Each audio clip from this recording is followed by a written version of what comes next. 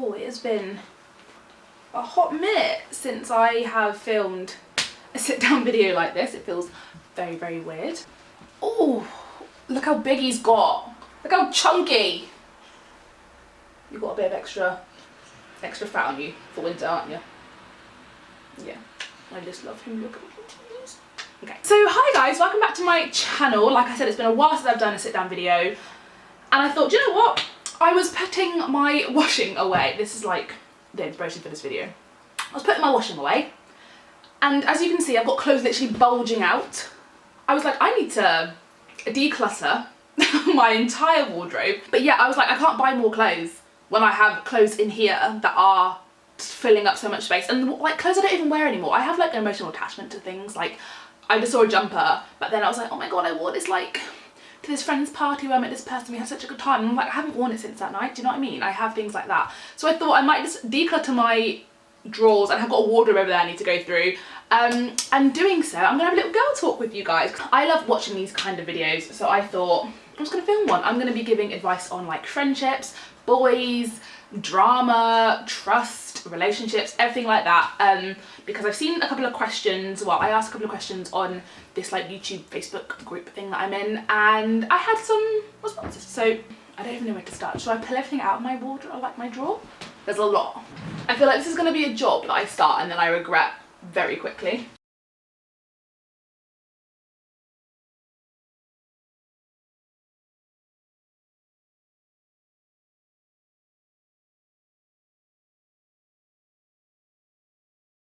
So that is just my first lot of clothes, and look, this is what I am dealing with. Okay, here we go. So the first question is how to deal with toxic friends. I'm also keeping this because I love this so much, and I wore on New Year's Eve last year. So when it comes to toxic friends, I feel like you just need to cut them out your life. It depends how old you are. I feel like if you're in secondary school or are a teenager, you're more susceptible to keeping those toxic friends in your life because you don't realise how bad they are for you until you've like maybe left school or until you've had enough.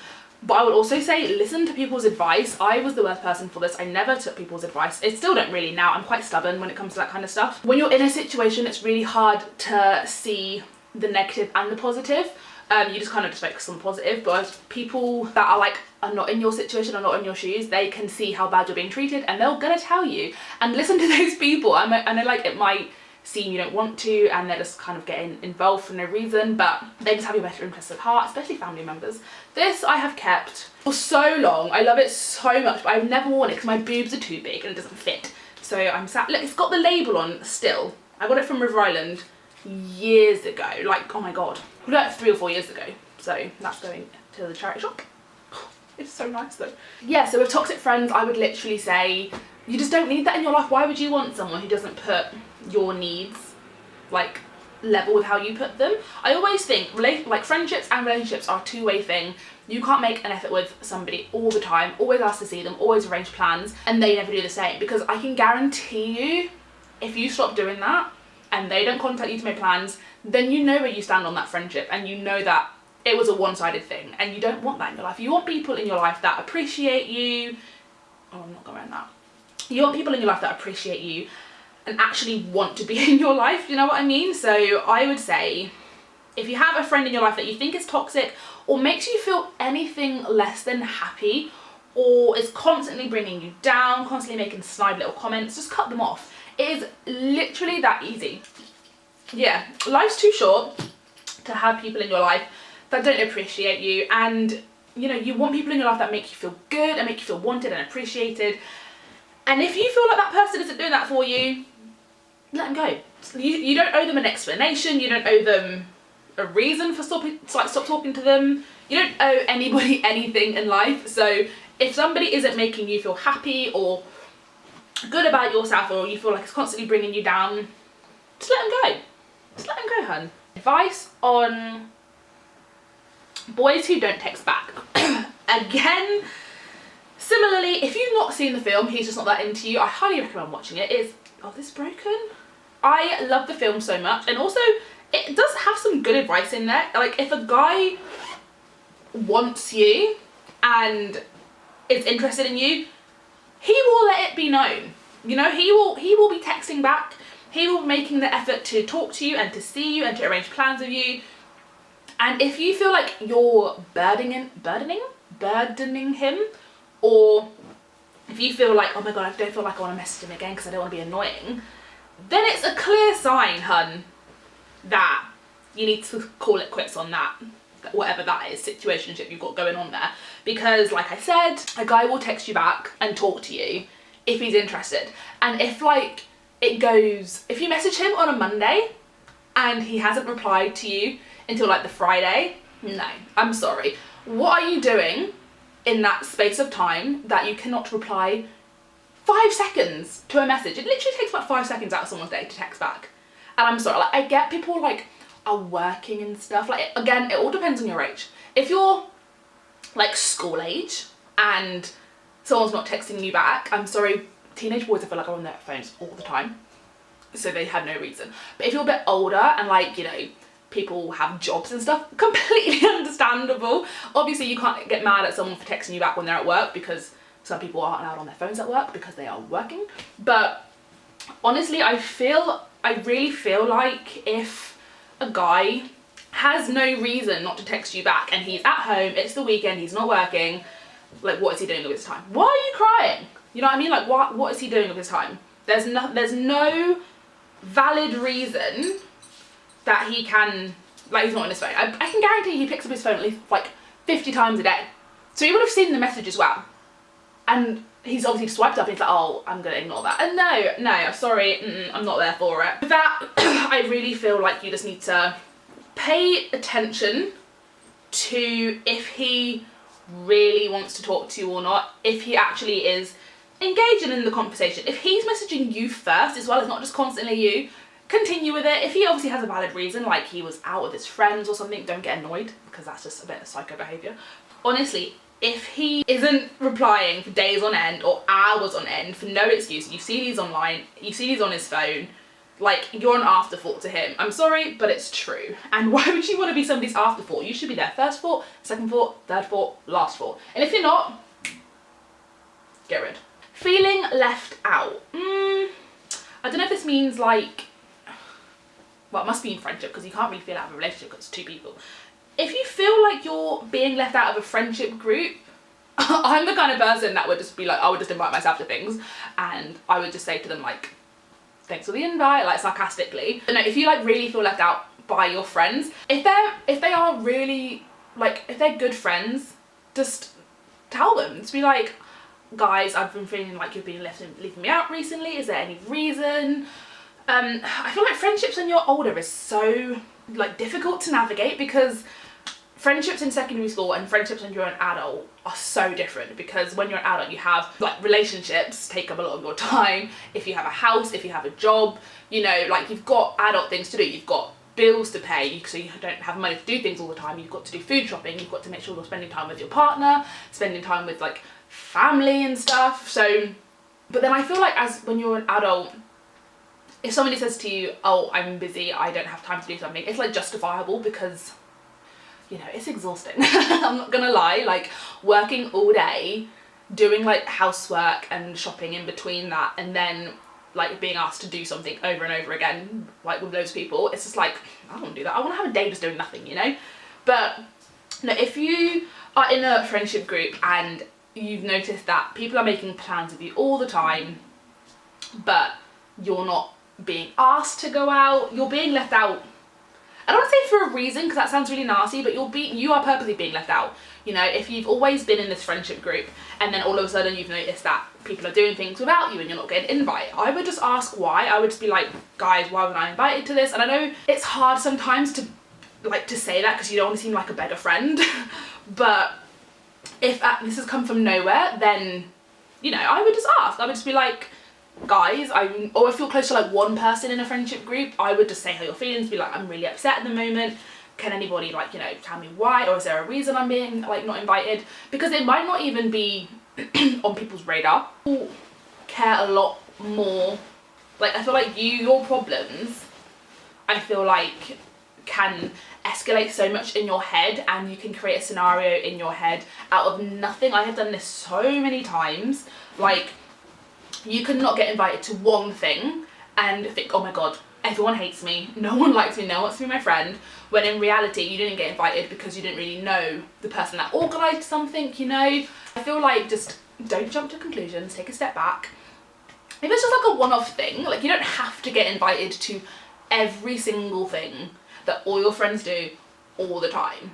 Like, you know what I mean? Because I hate feeling like I have to invite this person and this person and this person because I don't want everyone to feel left out. Like, it is annoying that people feel like they have to be involved in every single plan that you make. But you're like, if you're an adult, just be like, I can't literally invite 20 people to a brunch because it will take up the whole restaurant, you know what I mean?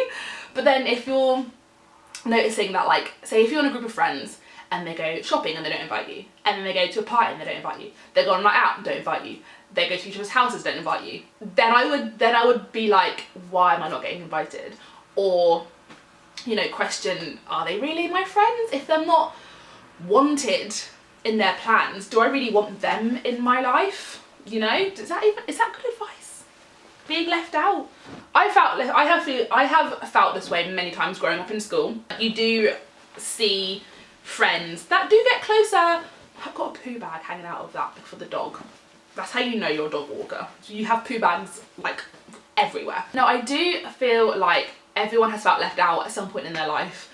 And it is not a nice feeling, you know, feeling like, oh, why wasn't I invited here? Do they not think I'm fun enough? Do they not like me enough? Do they not think I'm cool enough to hang out with them? Like, I've definitely been there in school. But then I always think, this is like my mindset now, if what I'm feeling right now won't matter in like 5 months' time, why am I worried about it now? I feel like real true friends will want you places with them because they enjoy being in your company and you should enjoy being in their company.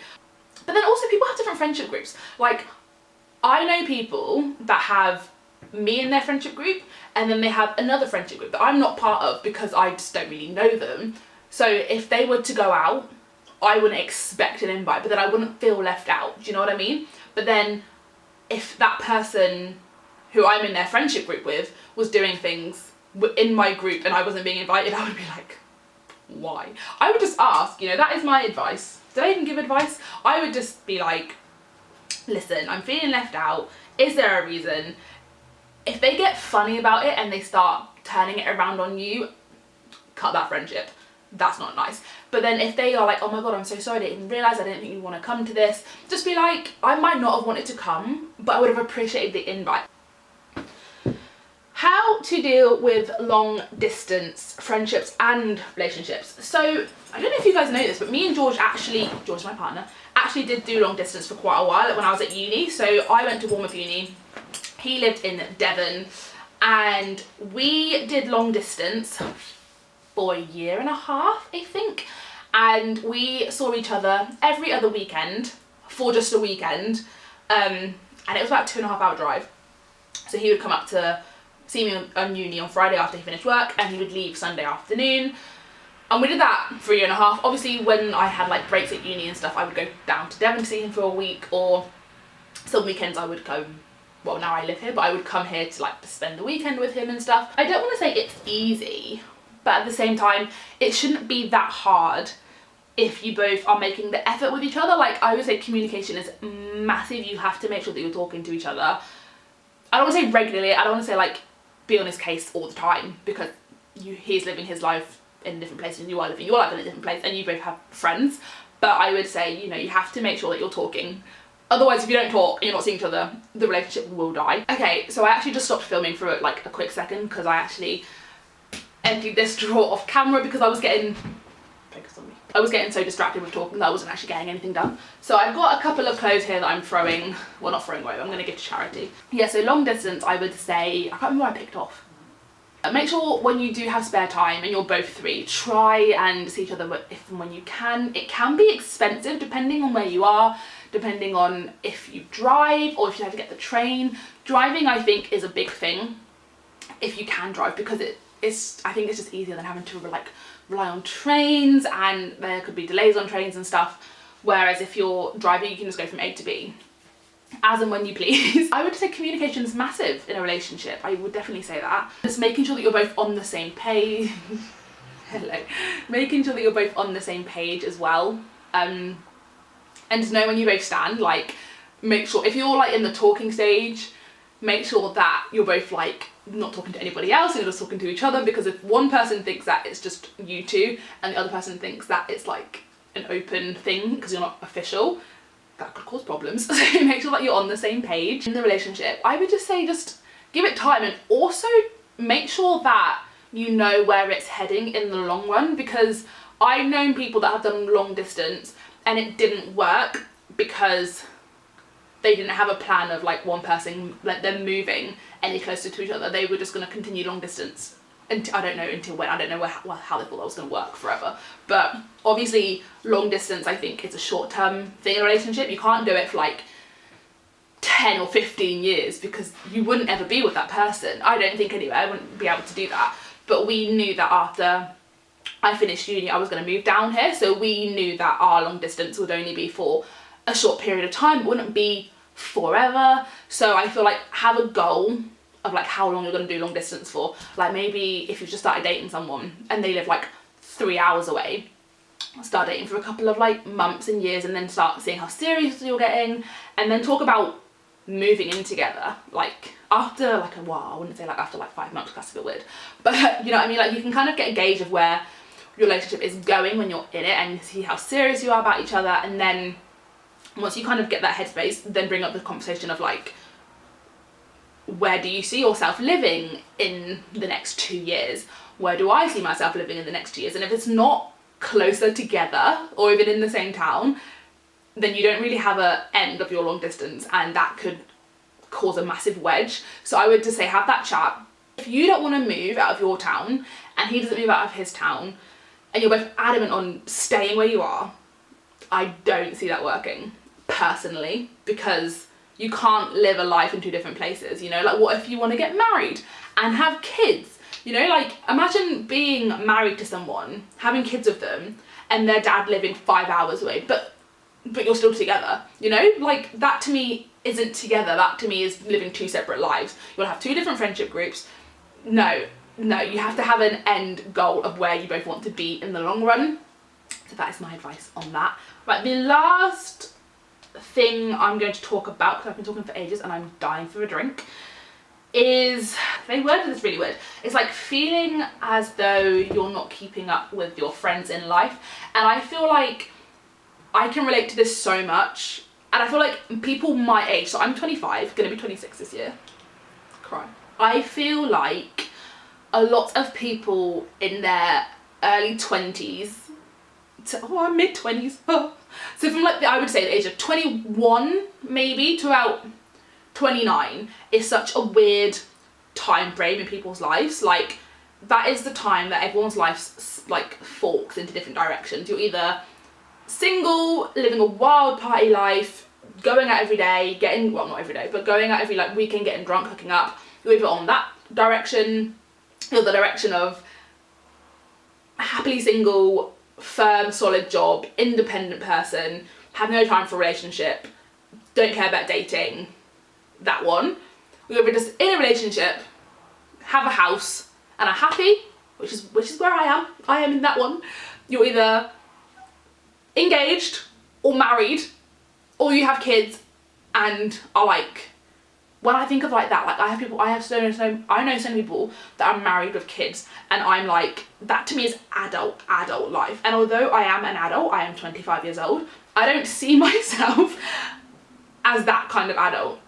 You know what I mean? I feel like when you're in your 20s, there's so different types of adult life that you could go down, and it's a very confusing time for everybody. Like obviously in the next 10, 20 years, I feel like everybody my age will have then had like kids, married, blah blah blah, or kind of have like the same kind of life-ish style, but like now some people are already on that train to adulthood. Some people are still driving to the station, some people are at the station, some people are on the train, and some people are like off. Do you know what I mean? That is the best way I think I've ever described that in my life. Adulthood to me is like grown up, kids, marriage, house, dog, family life, blah blah blah blah blah. Like that to me is when I think of an adult. And I know someone that is younger than me, that is married with twins, has a full-time job, has a house.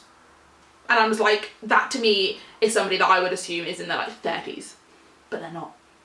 You know what I mean? But then at the same time, I know someone that's going out every single weekend, living their best life, hooking up all the time, has a stable job, isn't even thinking about relationships, isn't thinking about kids, is not thinking about marriage, and like same age, do you know what I mean? Like it's so different. And I feel like you shouldn't compare your life or where your life is going compared to your friends, because everybody is on such a different path in their life, and that person that's married with kids may have wanted that now, whereas the person that isn't doesn't want that for another like 10 years, and that's completely fine. Just because they're the same age does not mean that they have to be living the same life. Like, I'm in a relationship, I have a house, I have a mortgage, I have a dog. I'm completely happy with that right now. I could not think of having a child now at all. Like, that to me is like so far down my line and list of priorities. It's crazy. Whereas some people that I know want a kid like within the next year, and that to me, I'm just like, no, I'm not there yet. Everyone's going at their own pace, you know, and I just feel like you need to just slow down. Do not compare yourself to others. It might be a bit hard if all of your friendship group are married with kids or engaged or have a house, and you're the only one that's like single, going out all the time. Then it might be a bit harder to not compare your life, because you're the only one that, you know, that hasn't gone down that path. But that's not to say it's not okay, you know, it's just not for you right now. I just feel like everyone's on their own journey in life, and you shouldn't compare at all. Go at your own pace, hun. Don't compare yourself. It's really hard on social media as well. Like, say YouTuber, what's her name? Karis and James, like Busy Bee Karis. She has a 1-year-old and a house and is married for like over a year, and she's a year younger than me. And I look at her and I feel like she's older than me, because what she's doing is associated with somebody that is more mature and an adult. Does that make any sense? Do you know what I mean?